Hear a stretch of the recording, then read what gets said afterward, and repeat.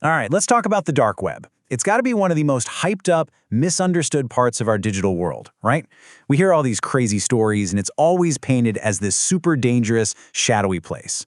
But what's the real story behind all the headlines? Well, that's exactly what we're going to do today. Separate the facts from the fear. So let me ask you this. What is the internet that you don't see? I mean, we're all online every single day, but it turns out the part we actually use is just a tiny, tiny fraction of what's really out there. So let's go on a little journey into this hidden digital universe. You know, the best way to picture the internet is to think of a giant iceberg. Seriously, most of it is completely hidden underwater, way beneath the surface. And that's what we're going to do now. We're going to explore these different layers, one by one. Okay, first up, we've got the surface web. This is basically your everyday internet. If you can find it using Google or another search engine, congrats, you're on the surface web. We're talking about Wikipedia, news websites, your favorite blogs, all the public-facing stuff. This is the tip of the iceberg, the part that everyone sees. Now let's dive a little deeper into what's called the deep web. And I know, that name sounds super mysterious, but honestly, it's something you use all the time. The deep web is just the parts of the internet that need a password to get in. Think about it. Your email inbox, your online banking, even your Netflix account. That's all part of the deep web. It's not scary, it's just private. Now this is where it gets kind of mind-blowing. Look at the scale here.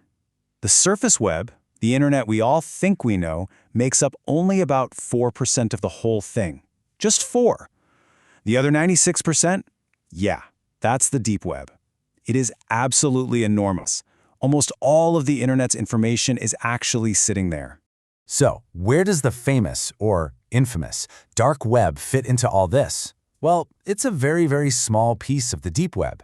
It's a tiny corner that's been intentionally hidden away. You can't just stumble upon it with Chrome or Safari. No, you need special software, and the whole point of it is to keep its users and the websites on it totally anonymous.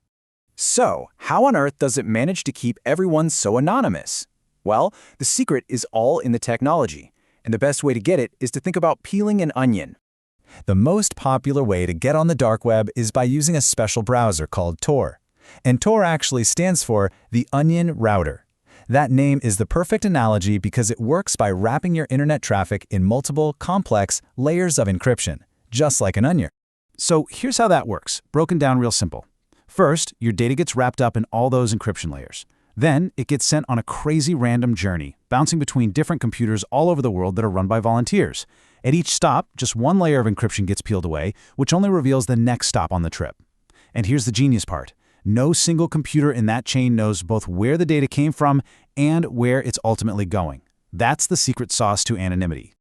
Now, given its reputation, this might surprise you, but this whole system wasn't invented for criminals. Not at all.